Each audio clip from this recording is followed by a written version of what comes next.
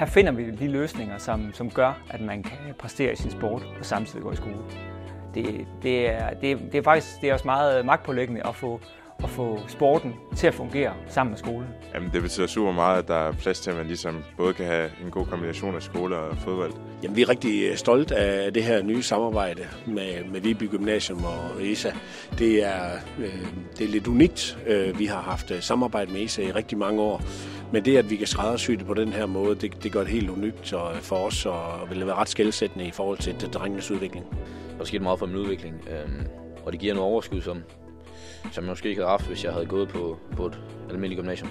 I mange år har man i Danmark tænkt skole, og så skulle man have sporten til at fungere rundt om. Og vi er egentlig kommet dertil, hvor vi tænker sport, og så skal vi have skolen til at fungere rundt om det.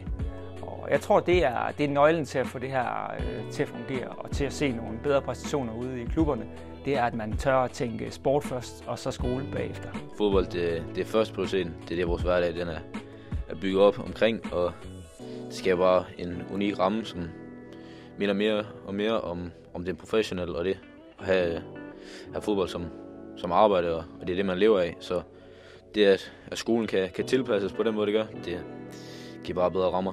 Jamen, det er først og fremmest den fleksibilitet, som det giver os lige nu 2 gange i ugen, hvor drengene kan være med 3 timer midt på dagen og have et fuldtids setup, hvor vi blandt andet kan veksle og bruge de kompetencer, der er i Superliga-regi, som jo træner på almindelig arbejdstid, hvor man normalt ellers går i skole. Så skolen bliver nu vendt lidt om, og det vil sige, at der stadigvæk er en rigtig god uddannelse bag, men at drengene nu får et fuldtids setup ved siden af Superligaen i flere dage om ugen, det bliver ret afgørende. Jeg føler, at det har givet mig mere overskud. Jeg føler, at jeg har mere ro i hovedet, når jeg ligesom kommer ud til træning og bare føler, at det er det, jeg skal fokusere på, og der ikke er andet skole bag det.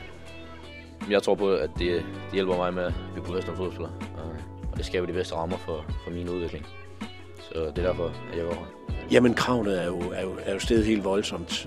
Superligaen har udviklet sig enormt meget de sidste, specielt 5 år, så fysisk og mentalt, så kræver det noget helt andet, og det er klart, den transition, den overgang, der er fra at være ungdomsspiller i de sidste år, her hvor man jo typisk starter på en gymnasial uddannelse, og så til at blive seniorspiller, altså op i Superligaen, det sætter rigtig store krav til mange parametre som fodboldspiller, herunder ikke mindst det mentale og det fysiske, og det er det, der er brug for med den her model. Det betyder super meget, at vi er så mange AGF-drenge i samme klasse. Altså, det giver bare mere, at man har lidt mere tid sammen, og jeg føler, at det giver en ekstra kemi ud på banen også, så det er super rart, at vi ligesom har så meget tid at tilbringe sammen. Altså, der er solgt rigtig mange spillere i år, men også at Gustav Skytt er kommet til Bologna i Italien er en solstrålende historie. Så et af vores mange talenter i centerforsvaret, som nu også har gjort det. Så det har vi lavet som lidt en niche, og det er fantastisk, at Gustav har fået den mulighed.